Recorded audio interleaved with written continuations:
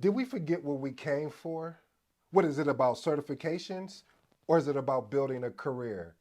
Is it about certifications or is it about building a legacy?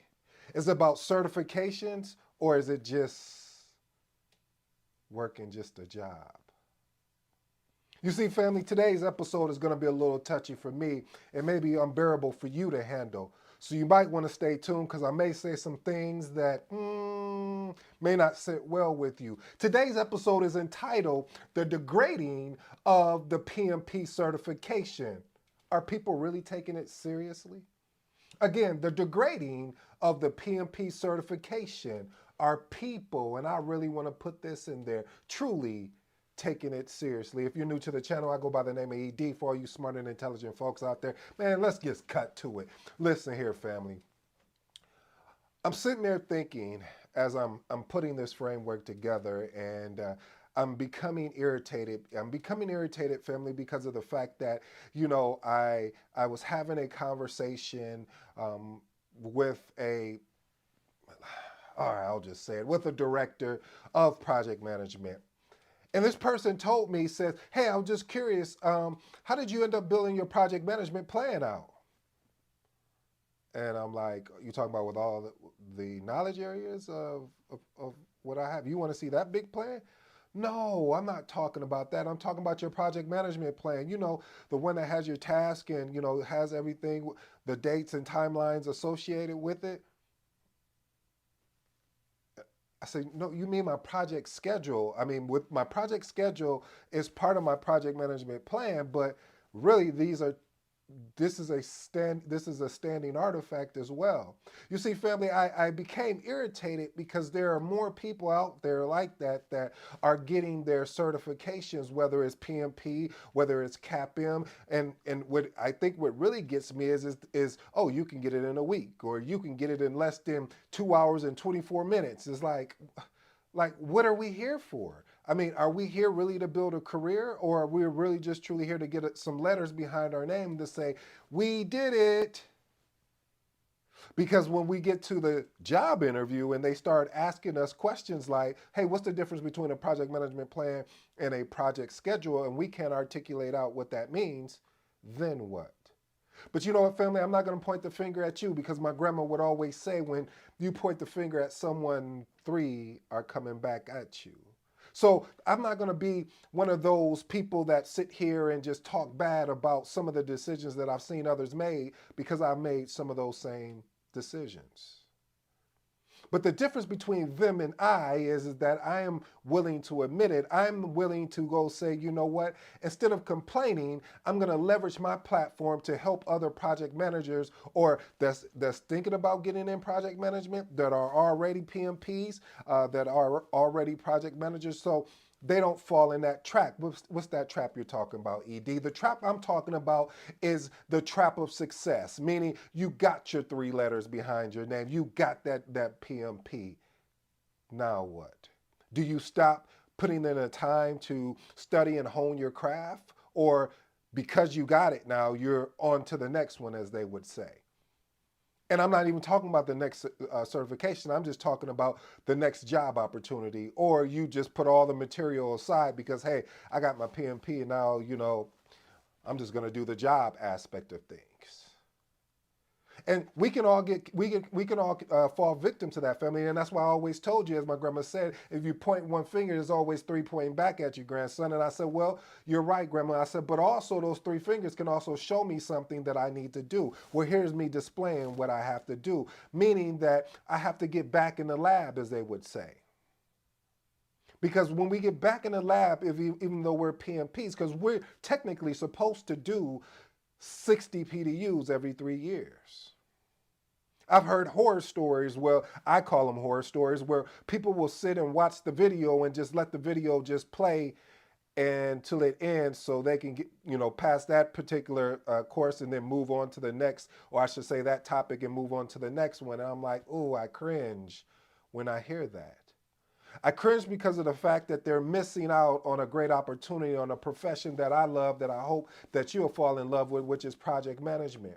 You see, this thing that we're eventually gonna take a journey on together is that I owe it to the family to help people so they don't fall victim to that. How I can do that is what I'm doing here now, putting out content, unpacking different knowledge areas within project management, also talking about agile aspects of things as well. But you know what? I need to take it a step further. I'm not doing enough for the community.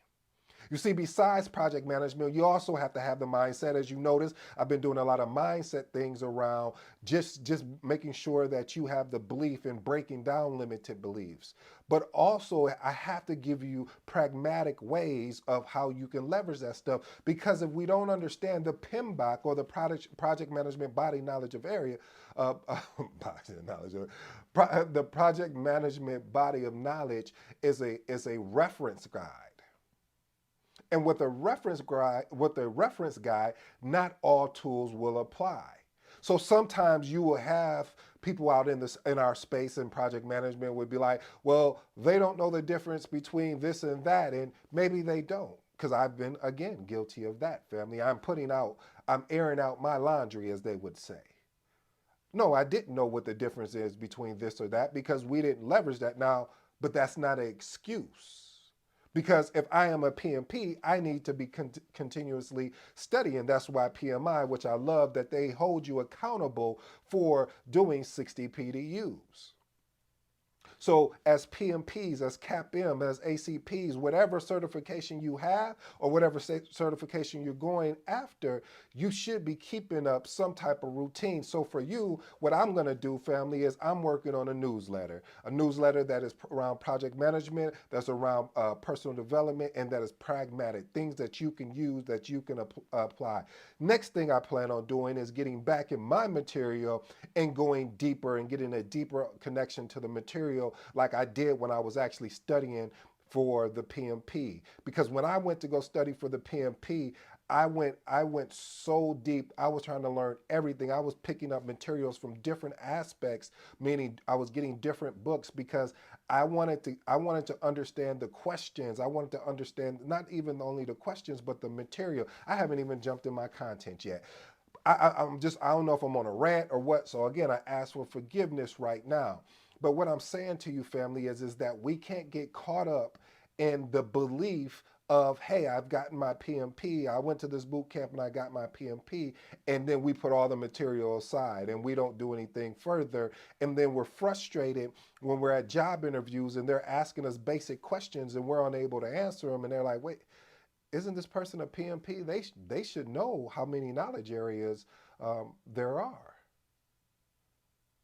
And I understand, family. There's sometimes there's people in roles and positions that I'm not going to say that doesn't deserve to be there. I'm not going to say that I don't know how they got there or they should. I'm not even going to go down that path. But it's up to us. As I stated before, we can't be a victim in a situation when we have the resources, we have the references. There's this channel out here that's giving you knowledge, giving you value for free. There's the book I wrote around the magnetic project management. Like I said, I'm going to. I don't know what happened, but it was just that conversation that I had with that director that taught me I'm not doing enough. I'm not doing enough as far as invested in me and developing more content around project management. I'm not doing enough as far as honing and studying my craft and going back to the basics. Even Kobe, I remember there were, and I'm paraphrasing here, one of the trainers were talking with Kobe and what they noticed, he was doing the same move for an hour. And it was a fundamental move. And you're like, man, Kobe, you've been playing ball since, you was 8, 9, 10 years old, or even younger than that, 3 years old. Like, why are you still? Because he appreciated the craft. And sometimes as PMPs, and sometimes as CAPMs, and sometimes as ACPs, I don't even care if it's even project management related. You picked a certification that once we passed the certification, we're like, oh, Jesus, I'm so glad that's over with. That was hard work. I just don't want to go through that again. And we put everything aside and we jump into our day-to-day or our job that we're in. But see, we're not, if we really want to take this thing seriously, we have to understand we're here to create a career. A career is definitely different than a job. And I don't want to unpack those two. If you want me to, leave a comment and we'll go through that one day in more depth. But I'm gonna get off my rant because I know we haven't got even to my 8-point framework, but I may not even get to those. I may give you one or two, and then we'll circle back and we'll have a part two to this. So point number one, surface level studying. Listen, unfortunately, there are a lot of PMP, new and old, that I'll say more new because if you're already a PMP, this wouldn't apply, but do a lot of surface level studying. Their primarily goal, and I'm not mad at you for not having this primarily goal, but I love what they say. They said, when you're going to, I heard Kobe say, he said, so many people are concerned about the destination that they don't even understand who they're becoming through the journey. And so when you're going on this PMP journey, stop getting concerned about the destination. I'm not going to be mad at you because you want to get a PMP and you want to get certified. I'm I'm grateful that you want to do that because you're going to make our craft, the thing that I love and I hope you love, project management, better.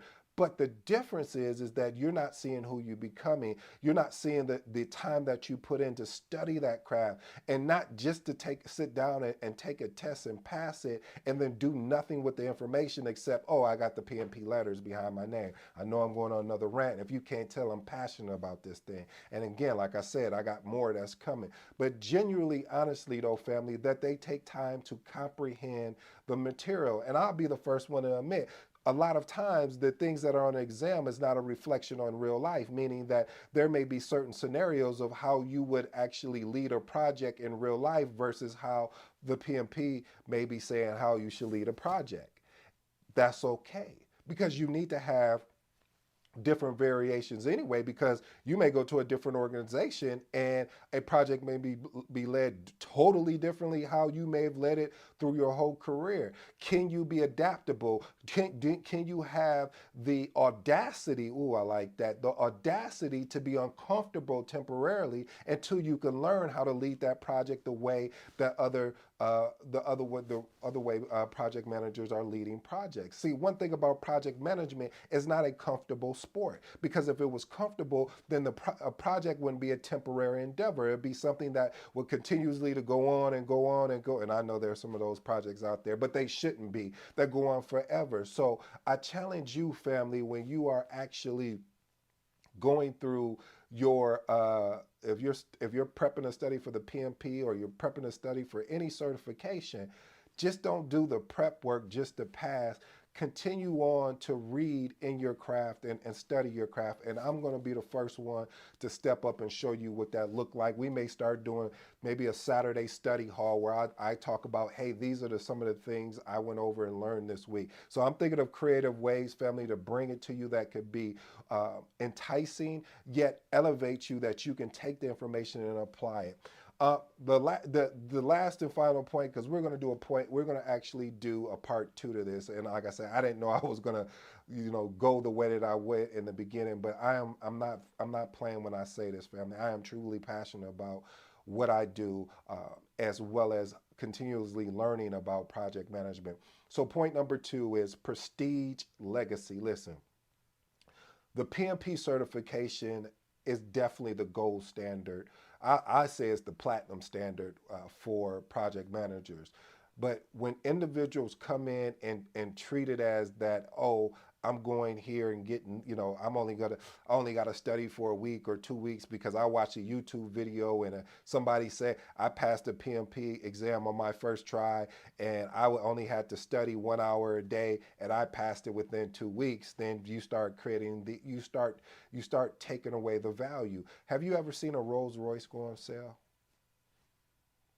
I've never seen a Rolls Royce go on sale. I don't know about you, but the point I'm trying to make, family, is that we don't want to have a certification, a PMP or a CAPM or anything, or any of these prestige certifications look like they're going on sale. Because when they go on sale, sometimes it can be perceived as the value being lost, and that perception is now when you go and you get ready to negotiate, they're gonna be like, well, no, we'd rather go with this guy. Yeah, he or she doesn't have a PMP, but hey, they have the actual work experience and we can figure out everything else. Sometimes that PMP will give you a edge up on someone else because they're saying, oh, well, this person is willing to do the work to improve themselves. So not only do they have the work experience, they even have a certification to back up their knowledge. See, that is key, family. We keep forgetting that the PMP identifies, or it aligns and says, this person understands what they're doing, because you have to have a certain amount of years as a project manager, first of all, to even get the PMP. And then second of all, it really simply states that, hey, this person really took their craft serious enough to go get the contact hours that are required in order to sit and watch this, pass and take the exam. Like I said, family, we're going to do a part 2 to this because I really see this is something that is troubling me and I need to get it out. I need to be able, but not just get it out in a I don't want to say a malicious way, but in a way that doesn't help anyone. Yeah, I can sit here and vent all day, but what am I doing about it? Oh, one of my favorite quotes: either I can sit in pain or I can sit in progress, but I can't sit in both. So I'd rather sit in progress. So when I come back to you for part 2, we'll knock out the other 6, and then I'm going to give you some resolutions again, like I told you, that's going to be coming in this coming month. Just as a reminder, like I said, newsletters, maybe even going to do a study hall once a week on things that I'm learning, also things that I've been practicing on far as project management and personal development, and making sure that it's pragmatic enough so that you'll be able to take action with it and it's just not theory. That's another thing. We can get caught up in so much theory that we don't even take the information we've learned and apply it. So I hope that you'll take the information when we start doing these, when I start increasing the activity and actually giving you pragmatic ways of like, hey, how does a risk register work in the real world? Not what the allegedly they say. No, how does it really truly work, and how is this aligned with the issue log? So I plan on going and doing that, family. I think I'm gonna call it the edition study hall. Yeah, I like that. Maybe we call it Saturday study hall or Wednesday. I don't know. I haven't picked a date, but it's coming, family, and I'm just going to surprise you. But I hope you guys tune in. And again, I'd love to hear your comments. Maybe I'm overthinking this. Maybe I'm being too analytical, but family, I don't want this thing that I love that you eventually are going to fall in love with, if you haven't already, called project management, be attacked by people who don't take this thing seriously. Until next time, I'm out.